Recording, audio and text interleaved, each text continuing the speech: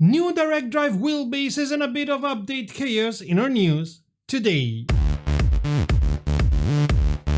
Greetings Romy, you're watching WromWrom, the channel sharing the joy of sim racing and a regular news roundup of weekly sim racing news.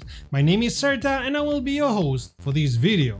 Remember, this Thursday we'll see the release of a podcast with our very special guest. And next month our podcast will come from Chicago, as Cody is going to be visiting the Sim Gaming Expo. And among the many videos we're lining up will be the Expo podcast with a special guest yet again.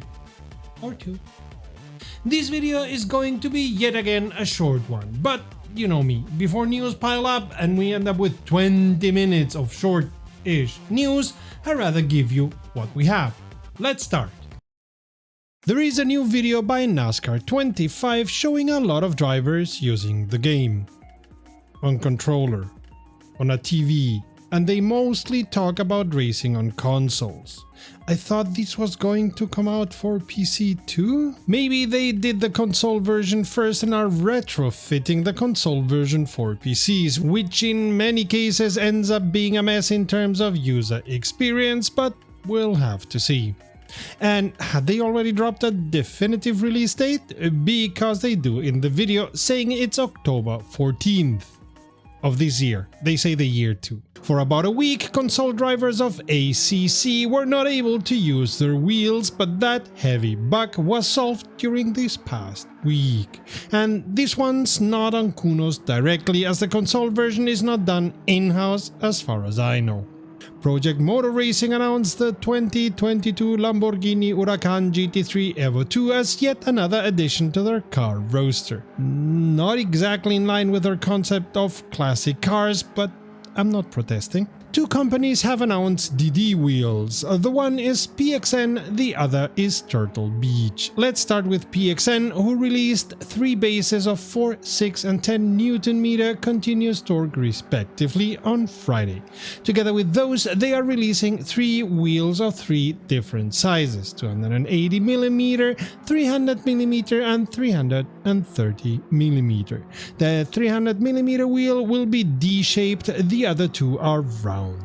The 4 and 6 Nm bases will have the PDHM pedal set bundled with them. Prices range from $329 or €339 for the so-called VD6 base alone, to $539 or €559 for the VD10 base bundled with a 330mm wheel. Turtle Beach have announced the Velocity 1 with a 3.2 DD motor, which is about as much torque classic gear and belt-driven bases produce. This base will be compatible with Xbox and PC at a price of $450 or €350, including a 2-pedal set, and is planned to come out at the beginning of September. The same can be said of what they call their formula wheel, the FRX, which in my opinion looks like yuck at a price of $250 or €200. If you like what we're doing here on WromWrom and want to support us, it's easy, just a few clicks. Like, subscribe and set the notification bell. It takes less than a Hamilton pit stop. Thanks for your support. Automobilista 2 released a new update this week and have restructured their DLC offerings. And yes, we know it was more than one update. There was a little bit of argy-bargy with the updates, one of them only updating the release number, thus making true a very old IT insider joke where the newest, most exciting update just updated the version number. Let's start with the DLCs. And because we've seen other people getting it wrong. No, Reza have not delisted any content whatsoever. They have changed some DLC bundles and have streamlined their DLC offerings because people were rightfully getting confused by the different bundles and ended up buying things twice or not buying any at all because they didn't know how to get what they wanted.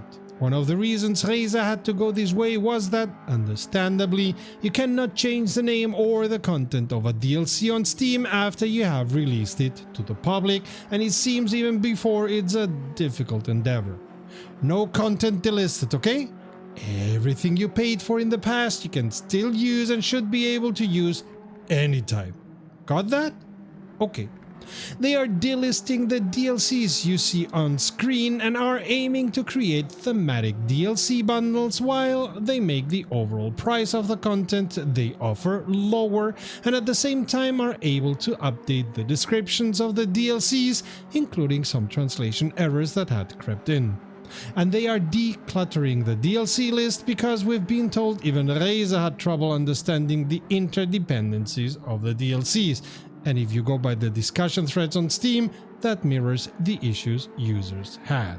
On to the update. The reset option has been disabled for now on multiplayer sessions. Razer acknowledged there were issues with this functionality and need some time to correct it, whilst working on having it work well for everyone and giving hosts the option of disabling it altogether for their servers. Razer have also corrected some translations in the UI and HUD, done some slight adjustments in the heat properties of mostly GT type cars, and changed the aero and roll bar properties in hypercars and supercars ever so slightly. The AI got another pass, as did the audio from the Ultimate GTR, and the McLaren F1 LM and Hockenheim got a minor correction. The Aston Martins needed some slight graphics and graphic properties corrections, the Alpine 110 GT4 got the pit limiter LEDs working, and some other smaller corrections were done to other cars. As always, the link to the complete list of changes is in the description of this video.